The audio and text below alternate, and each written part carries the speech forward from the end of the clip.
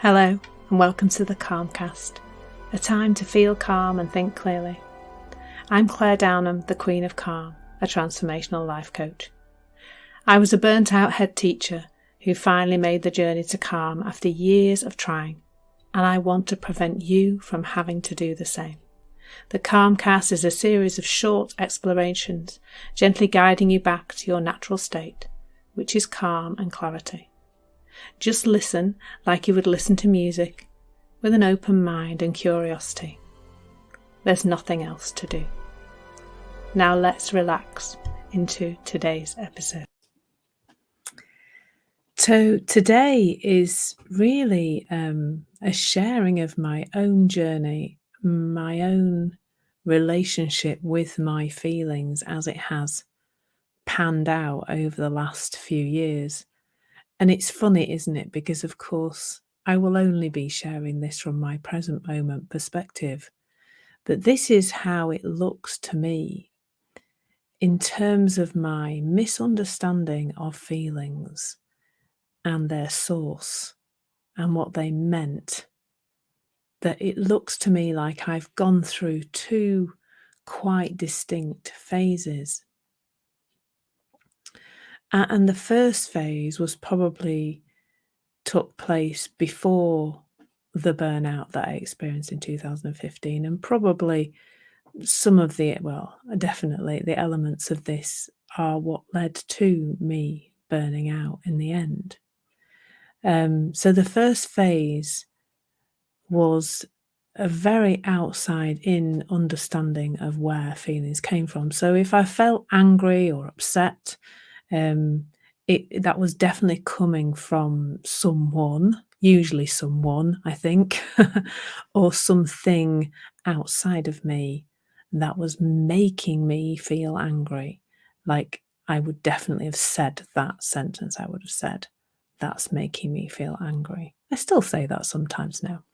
And that sense of being wronged, and that sense that if that other person didn't improve or change their behavior or come and say sorry, that anger would be a consequence of that. There was a sense of that. If I felt happy, there would be this idea really that I had managed to create the perfect scenario in order for me to be happy. So that would be, arranging the perfect holiday or the perfect meal out or whatever, or getting my children or the people in my life to behave in a certain way. And then it was, I'm happy now because everybody's doing what they're supposed to do and everything's as it should be. And, that meant a lot to do. There was a lot to do to try and make that be the case. And of course, it was very difficult to sustain, if not impossible, really, because life doesn't really work like that, does it? Life is changeable. If nothing else, the most predictable thing about life is that it is changeable. And then if I felt unmotivated, that was coming from an uninspiring task or something that wasn't really very interesting, or there was some boredom involved or something like that. And in fact, what that did do is send me on a path of repeated promotions, always kind of, well, I don't feel very motivated in this job anymore. I've kind of gone off it. Must be the job. Let's get a promotion. And that meant that in my teaching career, I moved jobs every 4 years, even when I was a head teacher. And in fact, the only job I was in for 5 years was my first permanent job. But I did have 2 maternity leaves during that time. So you're getting a picture of my crazy life and me trying to control my feelings by controlling the outside world. And it's like that game where the heads bob up, isn't it? And you have to hammer them down. I think it's called whack-a-mole or something. Somebody should update me on what that game is now called. I should probably just check it out on Google, shouldn't I? But I'm sure somebody knows what that game's called. And so that was the first phase. And that was the phase that led to me walking out of my job in 2015, March of 2015, and never going back due to serious adrenal burnout. And then the second phase came, I suppose, after resigning. So I didn't work for a year and then I resigned. And when I um, retrained as a hypnotherapist at that time and started my hypnotherapy business, I got really into the idea and the understanding that those feelings were definitely something to do with me. So there was less now of looking at the outside world, still some of that, but less and more looking inside. Um, and so then in the second phase, if I felt angry, I kind of thought I had some kind of anger issue that I should be able to get under control in some way. And then there was a lot of judgment if I had feelings that I didn't think I should really be having and meant something about me. Very complicated. So, and if I felt happy, there was, I don't know whether I analysed that much, but I guess it was this sense that, oh, I'm okay. Like I've done enough therapy and I've done enough tools and techniques and I've said enough affirmations and done enough meditation. Now I feel happy more of the time or for a period of time. And of course, that had a real temporary nature to it as well, because that feels like a grasping now to try and hold on to our moments of happiness like that, whether that is from the outside world or from ourselves. And then and then if I felt unmotivated, and this was the real crux of the matter for me, was motivation. That I kind of was led to believe that any level of not feeling motivated was because I had at some point in my childhood learnt that I wasn't worthy, I wasn't good enough, I wasn't, didn't have, it was all around self-esteem, not feeling good enough about myself. And that meant that, so the lack of motivation or the procrastination or not doing the things that were going to make me successful were a kind of self-sabotage during which I was somehow, hurting myself really because I didn't think I was worth it, worth the money or worth the success or worth the number of clients or whatever it was I was not doing, not generating, as it were. Um, Now both those phases have a real strong inclination towards control.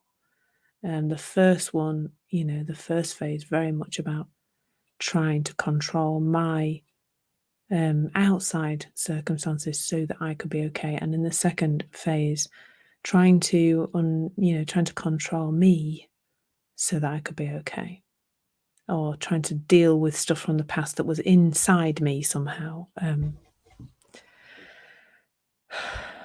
Yeah, that's a big sigh there because it was all exhausting and all non-stop.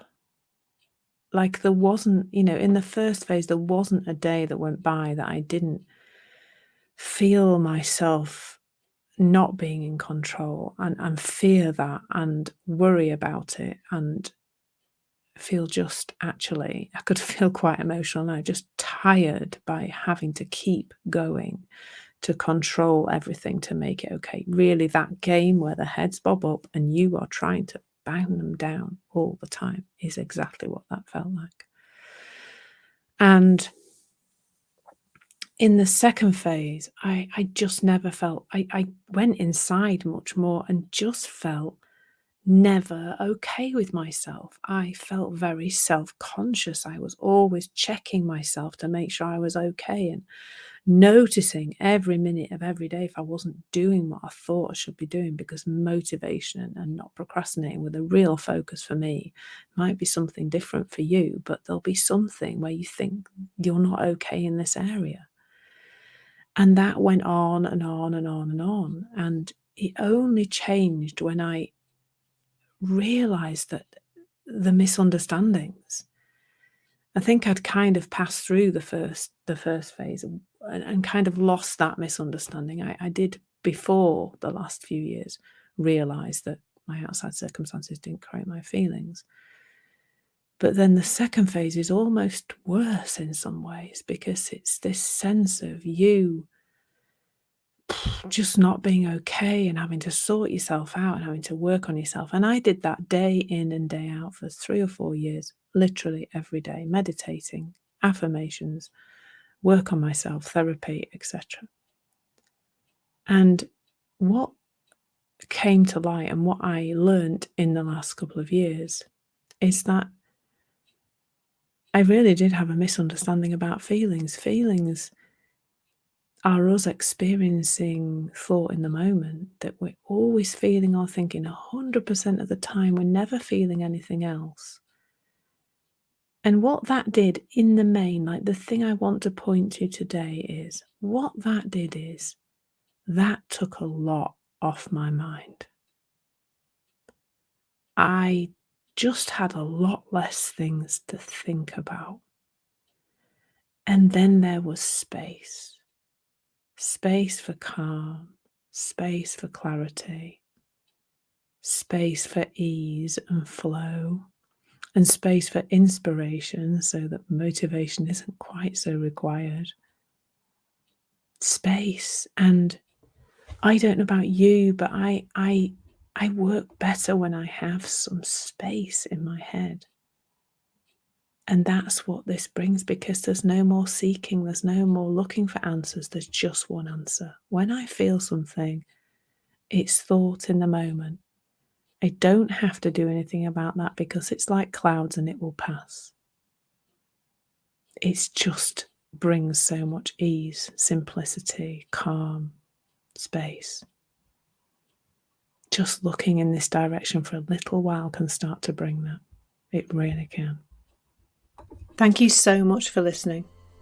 There's nothing to do now but bring some awareness to how this is working out in your life. Listen regularly to experience longer and longer periods of calm. This has been the Calmcast with Claire Downham, Queen of Calm. Take care and keep listening.